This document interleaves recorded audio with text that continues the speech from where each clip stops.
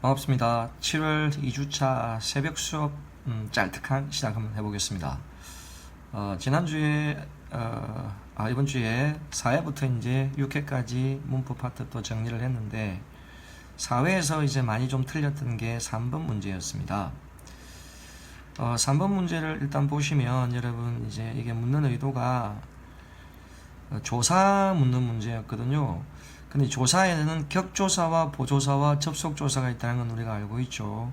그럼 격조사는 문법적 성질을 드러내는 조사, 예를 들면 주격조사, 목적격조사, 서술격조사 이런 식으로 문장 성분하고 관계있는 조사를 말하고, 보조사는 뜻을 대는 조사, 그 다음에 접속조사는 이어주는 조사인데 문제 자체에서 딱 보니까 접속조사는 안 보이죠. 그렇죠? 그럼 결국은 격조사하고 보조사 구분하는 문제인데, 자 1번에 보면 그녀는 직업적으로 글을 쓴다 해서 여기에 쓴다가 서술어고 그녀는이 주어입니다. 주어. 근데 여기 주어에서 는이 붙었습니다. 근데 보통 우리가 주격조사하면 가를 쓰죠. 그래서 그녀가 직업적으로 글을 쓴다면 주격조사가 되지만 는은 보조사예요. 근데 이제 보통 학생들이 뭐 얻는 이런 것들을 보조사로 인식 못하고 뭐 주격조사로 이렇게 인식하는 경우도 있던데, 이런 경우 이제 보조사 같은 경우는 그 성분에 제한적으로 쓰이는 게 아니고 여러 가지 형태에서 쓰일 수 있는데, 격조사 같은 경우는 그 성분에 웬만하면 제한적으로 써요. 예를 들면 주격조사 이가 형태는 주어거나 아니면 보어에서만 제한적으로 쓰이는 거거든요. 다른 성분에서는 다양하게 두루 쓰이지 못한단 말이에요. 그래서 이 너는 보조사입니다. 예를 들면 이제 이런 것들을 비교를 해보면 저기에는 주어에서 쓰였단 말이에요. 너니. 그렇죠? 근데 이게 다른 성분에 쓰이는 경우가 있느냐? 자, 내가 그는 만났다, 이런 경우가 나왔을 때 여기 너는 만났다, 내가 그는 하면 이거는 목적어거든요. 근데 목적어인데도 여기에 는이 쓰였단 말이죠. 그러면 이거는 주어에도 쓰이고 목적에도 쓰이고 격을 가리지 않고 이렇게 쓰이는 요소란 말이에요. 그렇죠? 아니면 또 다르게 생각을 해보면 그가 빨리 왔다, 그럼 이렇게 나오면 이 경우에 여기 빨리가 부사인데 이 뒤에 또 는을 붙여봅시다. 그럼 그가 빨리는 왔다면 여기서도 또 는이 쓰일 수 있단 말이죠. 그렇죠? 이런 게 이제 우리가 보조사라고 하는 거거든요. 그래서 격조사는 그게 좀 한정되게 쓰이는 거고, 보조사는 그치 그런 격하고 관계없이 뜻을 더하는 형태로 어디에도 들어갈 수 있는 경우가 대부분 보조사입니다. 그럼 이제 2번, 3번, 4번은 보면 봄이 되었다 할 때 우리가 되다 아니다 앞에는 보라고 알고 있죠. 그러면 이제 여기 이가 앞에 말씀드렸던 것처럼 주격조사 이가와 복격조사 이가는 생긴 모습이 같다. 그건 우리가 기본적으로 좀 알고 있는 요소니까. 그렇죠? 그 다음에 세 번째는 불평이냐 할 때 불평이다라죠. 그렇지? 이다는 체언 뒤에 붙어서 서술을 만들어주는 서술격조사, 유일하게 서술격조사 하나가 있단 말이에요. 그렇죠? 그거는 우리가 또 들어본 적이 있고. 네 번째, 철수가 영희에게 이야기책을 주었다 돼 있죠. 여기서 주었다가 서술어죠. 그럼 여기 철수가 주어, 그 다음에 준 대상이 이야기책이니까 이건 목적어. 그럼 여기에서 영희에게 하면 여기 에게가 붙으면서 영희에게 주었다 이렇게 수식하니까 이게 부사거든요. 근데 여기서 에게는 부사격 조사에 제한적으로 쓰이죠. 에게를 뭐 주격에, 목적격에, 서술격에 이렇게 쓸 수가 없단 말이에요. 그러니까 제한적으로 그 격에만 쓰니까 이런 걸 격조사라고 합니다. 그래서 답이 되는 건 1번이었습니다. 다시 한번 복습한다고 생각하고 확인할 수 있겠죠.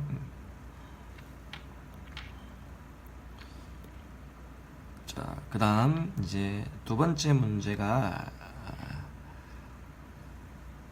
감탄사, 품사 물어보는 문제였는데 이 문제의 오답률이 71% 정도인데, 이거는 감탄사 수업할 때 좀 주의하라고 하면서 하는 것 중에 하나였는데, 뭐 이렇게 그런 부분을 이제 뭐 몰랐든지 아니면 또 공부한 기간이 지나서 좀 까먹고 있는지는 모르겠는데, 보통 부르거나 대답하는 것들은 다 감탄사입니다. 그래서 여기에 1번에 응 하는 이런 거, 대답하는 거, 여보세요 부르는 거, 이런 것들은 다 감탄사가 돼요. 1번을 보니까 1번을 감탄사라고 아니라고 생각하는 경우는 그렇게 드물었고, 그 다음에 이제 3번 같은 경우 보면 감탄사가 아니라는 것도 그렇게 많지는 않은데, 그래도 부분적으로 있었던 건 아마 뒤에 요 때문에 그럴 거예요. 여보세요는 뭐 여보 부르는 형태에서 여보시어요 해서 뒤에 요가 보조사 형태로 맞긴 맞는데 보조사 형태로 그렇죠. 구성은 되긴 하지만 이게 부르는 자체를 하나를 가지고 그냥 감탄사로 구성되어서 그냥 굳어진 단어입니다. 이거는. 그래서 이런 것들 한번 참고를 해두시고. 근데 이게 너무나 확실하게 4번에 보면 영수야 부르면 이 영수가 확실하게 명사로 떨어져 나가버리잖아요. 그 여기서 여기 야가 혹격 조사, 부르는 조사잖아. 그래서 이놈은 영수야가 하나의 품사가 아니고 명사에 이렇게 조사가 붙은 그쪽 구성이기 때문에 여기 감탄사라고 하면 틀린 거예요. 그러니까 문제를 만들면서 이제 이렇게 그냥 밑줄을 끝까지 그어 놓은 건 다른 건 아니고 이렇게 그어 놓으면 이렇게 하고 이제 비슷하게 볼 값을 그어 놓은 거고 실제로는 이렇게 하면 품사가 2개예요. 그래서 답이 4번이 되는 겁니다. 이건 하나의 품사가 아닙니다. 근데 여기 이제 의외로 이번에 글쎄 정도의 감탄사가 아니라고 이렇게 답을 많이 했는데 아마 그랬던 것 같아요. 글쎄 하면 자기가 생각하거나 뭔가 그런 형태에서 자기 혼자의 감탄 정도가 강한데 이걸 뒤에 그렇다니까를 수식하는 구조로 좀 잘못 봤나 부사라고 잘못 봤나 이런 생각을 좀 해봤습니다. 개인적으로. 근데 이거는 글쎄 하면서 자기 혼자의 생각이나 혼자서 갸웃하는 감탄 그런 정도로 봐야 되기 때문에 그렇죠. 이거는 감탄사로 보는 게 맞겠죠. 그래서 입어를 하신 분들은 혹시 잘못 봤다면 이런 것들은 좀 글쎄는 그런데 감탄사만 있지만 따로 부사가 있고 그런 건 없으니까 그치? 좀 주의를 하시기 바랍니다. 아시겠죠? 그래서 답은 4번이었습니다.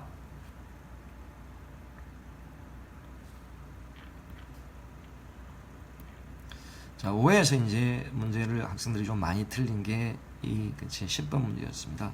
오답률이 한 52% 정도 되는데 문장의 종류 같은 경우는 시험에 나오면 학생들이 그렇게 막 쉽게 풀거나 그런 건 그렇죠. 아닌 경우도 있더라고요. 근데 어차피 우리 절을 찾으면 절은 어차피 5개잖아요.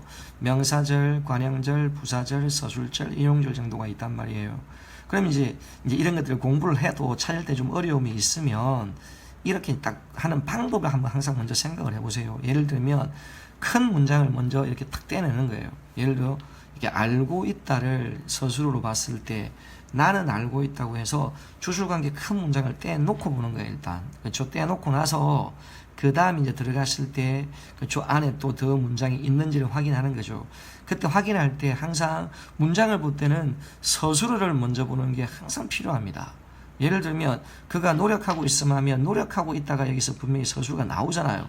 그럼 여기서 그가 노력하고 있다 주술관계가 형성되거든. 그럼 여기에 이제 뒤에 음이 붙었으니까 이놈은 명사절이다 하면 맞는 게 되겠죠. 그렇죠? 그래서 이제 순서상으로 이렇게 하면 돼요. 알고 있다.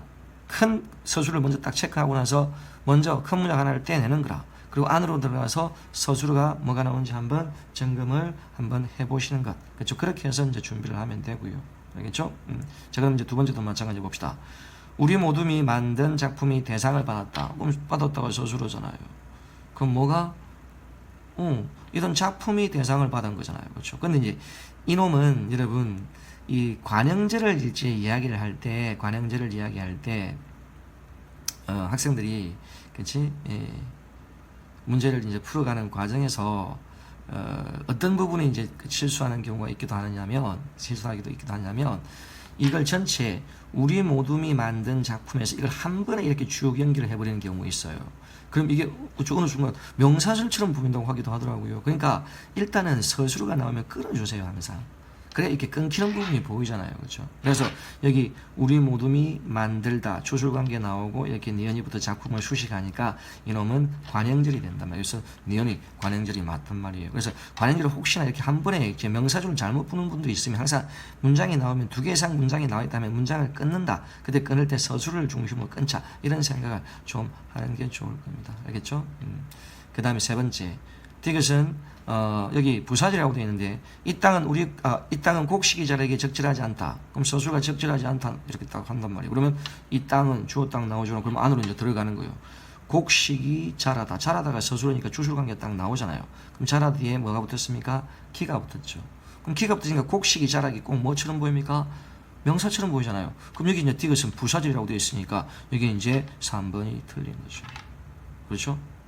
근데 이렇게 보니까 정답이 1번 이렇게 되어 있는데 이거는 만들다가 오타가 좀 일어났고요. 이거는 3번이 맞습니다.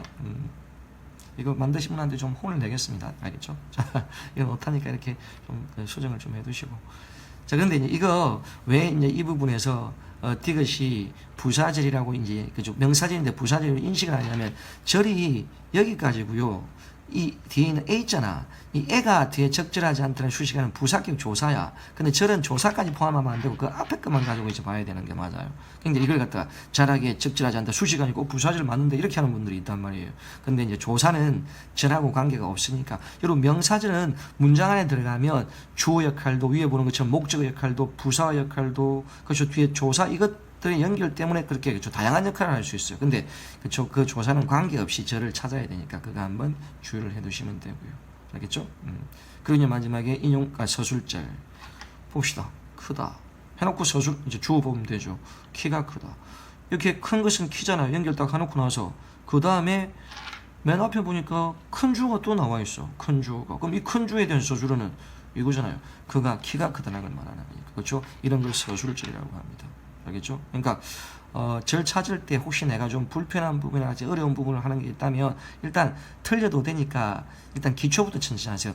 처음에 큰 서술어 빼내고 주어 딱 찾아놓고 떨어뜨려 놓고 나서 안으로 들어가실 때 서술을 중심으로 이렇게 찾는 것. 알겠죠? 그러니까 서술어는 동사, 형용사, 서술격조사 이다 구성이잖아요. 그렇죠? 그걸 일단 기초부터 하나씩 만들어 간다고 생각하시는 게 좋을 것 같습니다. 알겠죠?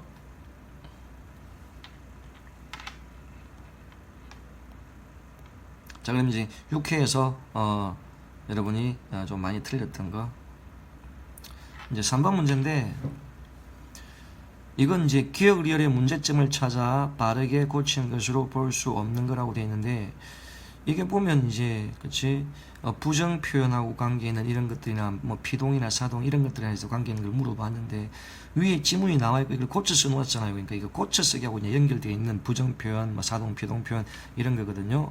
자, 그러면 오답률이 83%인데 왜 이렇게 많이 틀렸는지 한번 볼까요? 자, 주어의 의지가 담긴 부정 표현이기 때문에 못을 안으로 고친다고 돼 있잖아요. 1번이. 그럼 보면 여기 안하고 못을 쓸 때 이게 안은 일반적인 부정이거나 아니면 주체의 의지 부정 이런 거하고 관계 있는 게 아니고요. 못은 능력 부족이나 외부 상황에 대한 어떤 부정, 원인 이런 것들 때문에 생기는 부정인데 뒤에 약속했다고 보죠. 약속했다를 보면 이제 다시는 그곳에 안 가겠다고 약속하면 자기 의지를 가지고 약속해야 되니까 뭐 능력 부족이라든가 외부 상황 원인 이런 거라고 볼 수가 없고 그렇기 때문에 이거는 안으로 고치는 게 맞겠죠. 그렇죠? 그래서 이거는 1번은 맞고요. 그럼 두 번째 과거를 나타내는 쓰나마름이 어시 부적절하게 두 번 사용되었으므로 있었다를 있었다로 고친다냐. 이게 평소 때 우리가 지금 엇을 두 개 쓰는 경우가 있긴 있어요. 쓰긴 쓸지도 몰라. 근데 보통은 있었다 해도 이건 틀린 건 아니기 때문에 그렇죠. 왠지 엇 두 개 나오니까 어색해 보였나 봐요. 그래서 그렇죠. 2번을 그렇죠. 우리가 지나치는 그런 경우로 좀 그렇죠. 생각해 볼 수 있는데 이건 이 있었다를 고칠 필요가 없어요. 왜? 이 자체도 맞는 거기 때문에. 보세요. 조금 전까지 분명히 창문이 열려 있었다면 엇이 하나 더 쓰이는 건 조문 전까지 열려 있었는데 지금은 닫혀 있다는 의미로 단절의 의미가 강해져요. 있었을 때 엇이 두 번 쓰이는 건 앞에 있었던 거하고의 단절. 근데 이게 없는 상태에 있었다는 조금 전까지 분명히 창문이 열려 있었다 하면 이거는 그 상황만 알려주는 거지 지금이 닫혀 있는지 열리는지 모르는 상태거든요. 단절의 의미는 아니야. 그래서 단절의 의미에 있을 때는 그 엇을 하나 더 쓰기 때문에 이걸 굳이 고칠 필요는 없어요. 이것도 맞는 거기 때문에. 그래서 이거는 고친다는 이게 그렇죠? 적절하지 않은 겁니다. 알겠습니까? 근데 보세요. 예를 들어서 이런 거다. 나는 예전에 공부를 잘했다. 그러면 그런 건 뭐예요? 그렇죠? 지금도 잘할 수 있다는 거죠. 옛날에도 잘하고. 근데 나는 옛날에 공부를 잘했었다. 그러면 그거는 이제 예전엔 잘했었는데 지금은 못하고 있다. 뭐 이런 식으로 단절의 개념이 그죠? 된다고 볼 수가 있는 거죠. 아시겠죠? 그래서 이제 답은 2번입니다. 그래서 이거는 약간 여기에서 이제 이게 좀 여러분들 좀 불편하게 해서 그래서 좀 넘어가 버렸을 수도 있을 것 같고. 근데 이제 여기 이제 3번 보면 잊혀지는 불필요하게 피동 표현이 두 번 사용되었기 때문에 잊히고 고친다고 되어 있죠. 근데 이거는 많이 좀 알려져 있는 형태에서 이중 피동. 여러분 있다 해서 잊히다가 되면 이 자체가 피동이에요. 누군가가 잊히다면 누군가는 잊힘을 당하잖아.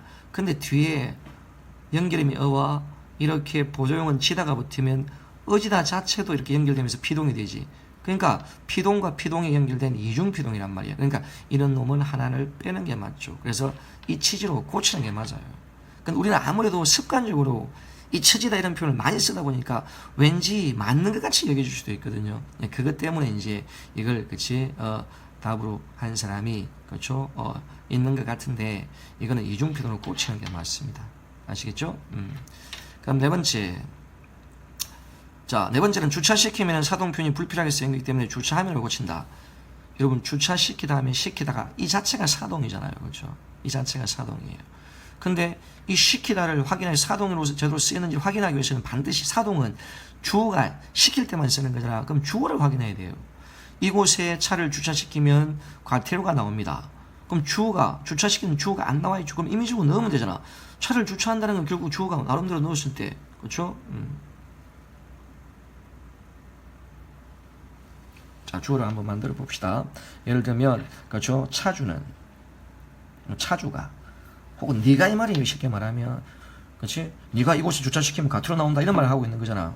그럼 이제 주체가 차주, 네가 이렇게 되는 거야. 근데 주차를 하는 건 그럼 결국 주체가 해야 되잖아요. 그럼 시키기만 되는 게 아니고 뭐야? 하다가 되죠. 너 이곳에 주차하면 과태료 나온다 이렇게 이제 이야기하는 거니까. 그러니까 주체가 시키는 게 아니니까 하다로 바꾸는 게 맞겠죠. 그래서 주차하면을 고치는 게 맞다. 됐죠? 그래서 이제 여기서 굳이 수정할 필요가 없는데 고치는 데는 2번이 그렇죠? 바르게 고치는 게 아닙니다. 아시겠죠? 자, 그렇게 해서 이번 주에 시행됐던 아침 특강에서 여러분이 좀 오답률이 좀 많았던 걸 위주로 또 한번 정리를 해보았으니까 여러분 이런 것들을 또 이제 참고해서 공부할 때 내가 좀 어느 부분에서 약한지 다시 한번 점검해봐야 될 부분이 뭔지 그런 것들을 차근차근 준비하면서 그 실력을 조금 쌓아 놓으시기 바라겠습니다. 알겠죠? 요즘 날씨도 좀 더워지고 뭐 체력적으로 좀 지치고 할 텐데 일단 체력을 잘 그쵸 관리를 해야 되니까 맛있는 거 좀 그쵸 밥맛이 없더라도 억지로 계속해서 좀 먹으면서 그쵸 영양 보충 좀 하고 알겠죠. 그리고 또 정신적으로도 계속 지지 말고 더위에 지지 말고요. 계속 열심히 해 나갈 수 있는 그런 힘을 정신에서도 만드시기 바라겠습니다. 아시겠죠? 힘내시고 우리는 또 다음 수업하고 나서 이런 또 짤특강으로 또 만나 뵙기로 하고 우리는 다음 주 뵙기로 하고 오늘 여기서 또 마치도록 할게요. 여러분 힘내세요.